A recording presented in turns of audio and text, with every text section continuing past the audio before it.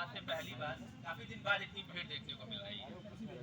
शरीर टूट गया है, तबीयत भी खराब हो गई। अश्विनी भाई की तबीयत खराब है, धनंजय भैया की तबीयत खराब है, दवा खा के चल रहे हैं। हमारी सुबह से तबीयत खराब हो गई, कमजोर है।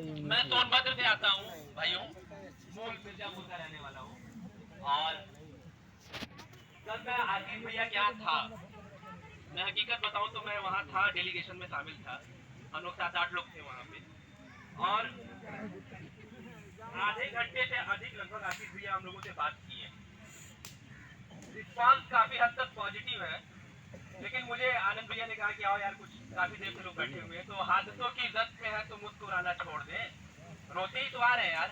हादसों की जद में है तो मुस्कुराना छोड़ दे, जलजलों के खौफ से क्या घर बनाना छोड़ दे, और नियुक्ति के दुश्मन जरा तू प्यार से तो कह के देख, एक तेरा दर ही क्या सारा जमाना छोड़ दे, एक तेरा दर ही क्या सारा जमाना छोड़ दे। और आज हम लोग संदीप भैया क्या गए थे, नहीं मिले। आज केशव जी चाचा नहीं मिले। और तुमने अपने घर न बुलाने की कसम खाई तो है, आंसुओं से भी कह दो आंखों में आना छोड़ दे। तो हमारे आंसू आंख में आ तो रहे हैं, हम रो तो रहे हैं, लेकिन हम लोग सरकार को दोस्तों चुप बहुत जाने रहे हैं। इतना चुप है कि हमारे नेता लोग हम लोगों से आंख मिलाने से कतरा जा रहे हैं। ओम प्रकाश राजभर भैया तो मुंह छुपा के भाग रहे हैं। जी नहीं सकता तो जीने की तमन्ना छोड़ दे, जी नहीं सकता तो जीने की तमन्ना छोड़ दे, बैठे बैठे जो ठहर जाए वो दरिया छोड़ दे। फूल था मैं, मुझको एक कांटा बना कर रख दिया, और अब कांटे से कहते हो कि चुभना छोड़ दे। भाई हम चुभेंगे, हम बता रहे हैं, हम लोग पूरे के पूरे चुनाव में चुभेंगे।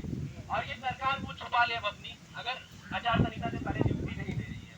और मैं एक बात कहूँ, जब मैं बीटीटी कर रहा था, मुझे लगता है कि सबसे कम उम्र का इसमें मैं ही हूँ, बाकी लालू भाई है हमारे साथी, क्योंकि 1 साल बड़े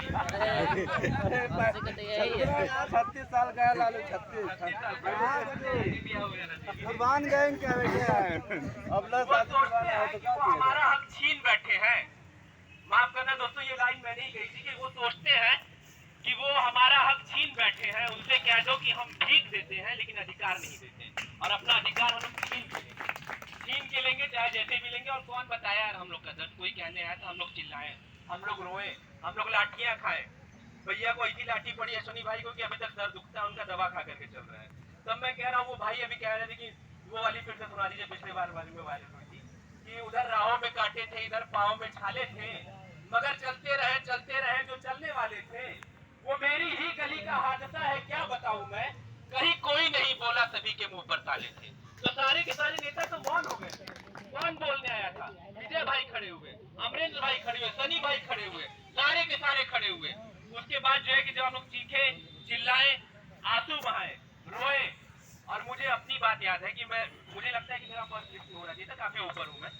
और जिस रात को लिस्ट आई थी, मैं अपने छत पे रात को 12-1 बजे के बाद पहली बार जब लिस्ट आई थी, छत के किनारे ऐसे एक पाँव करके खड़ा था, मन कर रहा था पहुंच जाए, लेकिन पता नहीं कैसे करके रुक गए।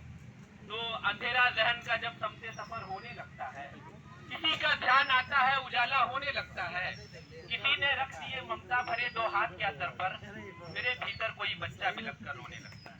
भाई बार बार रोए 3-4 साल से रोए हैं, रोते आ रहे हैं, लेकिन कुछ होता नहीं है। लेकिन एक बात मैं आप लोगों से और कहता हूँ, लेकिन हारना नहीं। 3 दिन और बचे हुए, 3-4 दिन लड़ाई के हैं। और धनंजय भाई बता दिए, मुझे जाना है, मेरी मजबूरी है, मुझे जाना पड़ेगा, मेरे भाई की शादी है, इसलिए मुझे जाना पड़ रहा, वरना मैं रुका रहता। लेकिन यार लड़ना नहीं छोड़ सकते ना, हादसों लड़ना नहीं छोड़ सकते, क्योंकि दुनिया की हर जंग वही लड़ जाता है, जिसको अपने आप से लड़ना आता है। और तू क्या समझा उससे बिछड़ के बिखरूंगा, देख मुझे, ये मैं हूँ, मुझको संभलना आता है। 4 साल से संभले हुए हैं, आगे भी संभले रहेंगे और संभलते ही जाएंगे, क्योंकि सभी को छोड़कर खुद पर भरोसा कर लिया मैंने। वो मैं जो मुझ में मरने को था, जिंदा कर लिया मैंने। और सफर मेरा किसी तूफान के डर से नहीं रुकता, इरादा कर लिया तो फिर इरादा कर लिया मैंने।